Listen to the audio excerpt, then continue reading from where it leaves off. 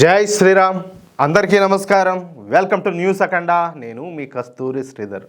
మిత్రులారా, మన అజిత్ దోవల్ గారు ఏకంగా అమెరికాకే చుక్కలు చూపించినారు. సరే, ఇంతకు విషయం ఏందనేది ఈ న్యూస్ ద్వారా చెప్పే ప్రయత్నం చేస్తా. ప్రతి ఒక్కరికి ఖచ్చితంగా ఈ న్యూస్ అయితే నచ్చుతుంది. ఓకేనా? అజిత్ దోవల్ గారి గురించి మీకు అందరికి కూడా తెలిసే ఉంటుంది. అసలు 2014 ముందు వరకు అజిత్ దోవల్ ఎవరో చాలా మందికి తెలియదు. మన తెలుగు ప్రజలకైతే అసలే తెలీదు. కానీ మోడీ గారు ఎప్పుడైతే అజిత్ దోవల్ గారిని నేషనల్ సెక్యూరిటీ అడ్వైజర్గా నియమించినారో ఇక అప్పటి నుంచి ఆయన గురించి అందరూ కూడా తెలుసుకోవడం మొదలుపెట్టారు. ఇక్కడ ఇంకొక విషయం ఏంటంటే, అజిత్ దోవల్ గారి గురించి ఆయన ఒక గూఢాచారి అన్న విషయం గురించి, అలాగే ఆయన్ను ఇండియన్ జేమ్స్ బాండ్ అంటారనే విషయాలను ఈ ప్రపంచానికి తెలియజేసింది చెప్పాలంటే మన జాతీయవాద కార్యకర్తలే, మనమే.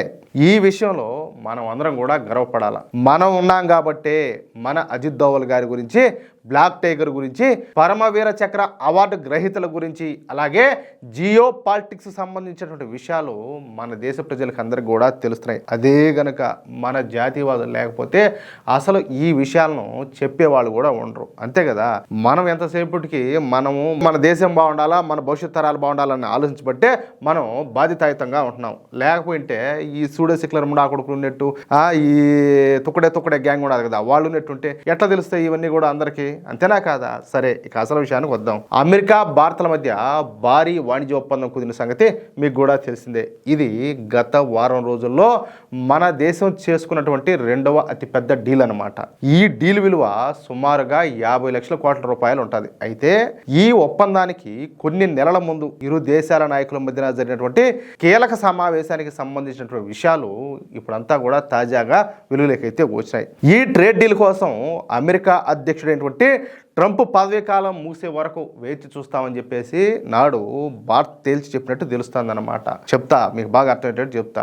ఈ మేరకు బ్లూంబర్గ్ అనేటటువంటి ఒక అంతర్జాతీయ మీడియా సంస్థ తన కథనంలో ఈ విధంగా పేర్కొనిందనమాట. ప్రస్తుతం ఇది ప్రపంచవ్యాప్తంగా చెప్పాలంటే చర్చనీయాంశంగా మారిపోయింది. బ్లూంబర్గ్ మీడియా కథనం ప్రకారం సెప్టెంబర్ ప్రారంభంలో, పోయిన సంవత్సరం సెప్టెంబర్ ప్రారంభంలో భారత జాతీయ భద్రతా సలహాదారు అయినటువంటి మన అజిత్ దోవల్ గారు యుఎస్ విదేశాంగ మంత్రి అయినటువంటి మార్క్ రూబియోల మధ్య సమావేశం అయితే జరిగింది.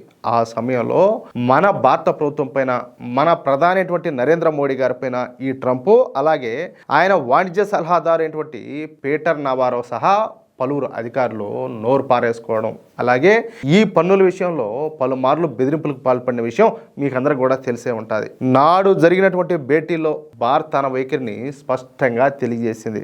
అంటే వాళ్ళ ఊహదంపుడు వ్యవహారానికి ఎవరు కూడా తలొగ్గల, అర్థమవుతుందా? ట్రంప్ అలాగే ఆయన పరిపాలనాధికారుల బెదిరింపులకు భారత్ ఏ మాత్రం కూడా తలొగ్గల. ట్రేడ్ డీల్ కోసం ట్రంప్ పదవీ కాలం ముగిసే వరకు వేచి ఉండడానికి కూడా మేము సిద్ధంగా ఉన్నామని చెప్పేసి అజిత్ దోవల్ గారు ఈ రూబియోతో చెప్పినట్టు బ్లూంబర్గ్ అయితే పేర్కొనిందనమాట. దీనిని ఇంకా వివరంగా చెప్పాలంటే, సెప్టెంబర్ 2025లో భారత జాతీయ భద్రతా సలహాదారు అయినటువంటి మన అజిత్ దోవల్ గారు అమెరికా విదేశాంగ మంత్రి అయినటువంటి మార్క్ రూబియో మధ్య జరిగినటువంటి ఒక రహస్య భేటీలో మన అజిత్ దోవల్ గారు తన గళాన్ని అయితే బలంగా వినిపించారంట. భారత్ ఎప్పుడు కూడా అమెరికా ఒత్తిడికి తలొగ్గదు. గతంలో కూడా మేము ప్రతికూల అమెరికా ప్రభుత్వాలను ఎదుర్కొన్నాం. మాకు ఇదేం కొత్త ఏం కాదు. ఒకవేళ మీ వైఖరి గనుక మారకపోతే వాణిజ్య ఒప్పందం కోసం 2029లో ట్రంప్ పదవీ కాలం ముగిసే వరకు మేము వేచి చూడడానికి కూడా మేము సిద్ధమని చెప్పేసి అజిత్ దోవల్ గారు స్పష్టం చేసినట్టు సమాచారం అనమాట. అంటే ఓరేనాయన, ట్రంప్ ఉండి ఇంకెన్ని రోజులు ఉంటాడో, అర్థమవుతుందా?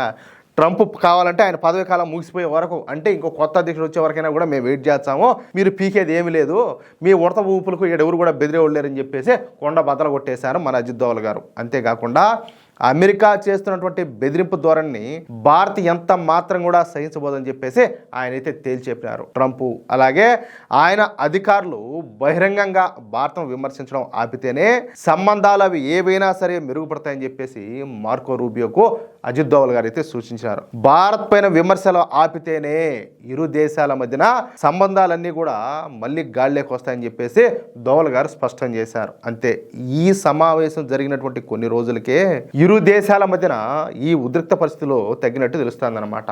ఆ తర్వాత మన ప్రధాని అయినటువంటి మోడీ గారికి ట్రంప్ పుట్టినరోజు శుభాకాంక్షలు చెప్పినాడు. చూడండి మార్పు అంటే ఎట్టొస్తుందో. ఆ సమయంలో మన ప్రధాని నరేంద్ర మోడీ గారి పైన అమెరికా అధ్యక్షుడు ప్రశంసలన్నీ కూడా కురిపించాడనమాట. భారత్ అమెరికాకు మిత్రదేశమని, అలాగే నరేంద్ర మోడీ తనకు మంచి మిత్రుడని, కీలకమైనటువంటి చర్చలు జరపడంలో మోడీకి మోడీయే సాటని చెప్పేసి అభినందనలతో ముంచెత్తినాడు. అంటే అంతే జుట్టు అందకపోతే కాళ్ళు, అర్థమవుతుంది మీకు.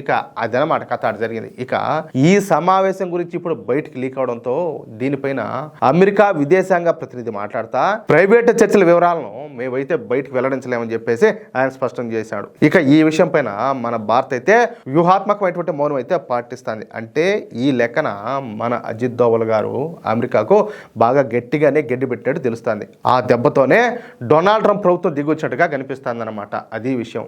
మన దేశ గౌరవాన్ని విశ్వవ్యాప్తం చేస్తున్నటువంటి మన రియల్ హీరోల గురించి, అలాగే తెర వెనక జరుగుతున్నటువంటి అసలు విషయాల గురించి తెలుసుకోవడం ప్రతి భారతీయుడి బాధ్యత. అక్షర సత్యాల కోసం, జాతీయవాద గాళం కోసం మన న్యూస్ అఖండ ఛానల్ని ఇప్పుడే సబ్స్క్రైబ్ చేసుకోండి. జై శ్రీరామ్, జై హింద్, భారత్ మాతాకి జై.